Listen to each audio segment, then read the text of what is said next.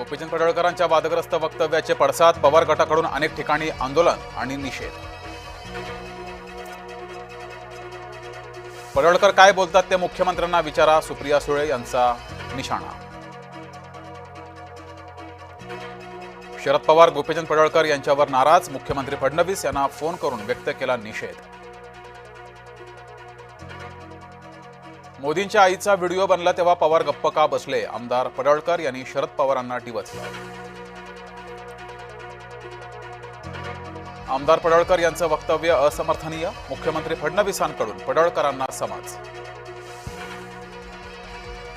स्थानिक स्वराज्य संस्थांमध्ये राष्ट्रवादी एकटी लढणार, प्रफुल्ल पटेल यांचं सूचक वक्तव्य। हिंदूंच्या सणाला शरद पवार उद्धव ठाकरे खोडा घालतात, स्थानिक निवडणुकीत त्यांना पाणी पाजल्याशिवाय राहू नका, मंत्री आशिष शेलारांचं नागरिकांना आवाहन।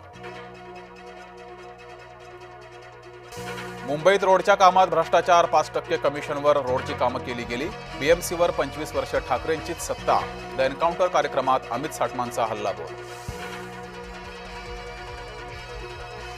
बीएमसीत महायुतीचाच महापौर बनणार, त्यांना पुन्हा खानाला बसवायचं असेल तर बसवू द्या, ठाकरे बंधू एकत्र आले तरी काही परिणाम होणार नाही, द एन्काउंटर कार्यक्रमात अमित साटमांनी व्यक्त केला विश्वास। कुंभमेळा मंत्री समिती आणि कुंभमेळा शिखर समितीची स्थापना, मुख्यमंत्री देवेंद्र फडणवीस असणार कुंभमेळा शिखर समितीचे अध्यक्ष। अंतरवाली सराटीच्या हल्ल्यात शरद पवारांच्या आमदाराचा सहभाग, छगन भुजबळ यांच्या वक्तव्यानं वादाचं मोहोर।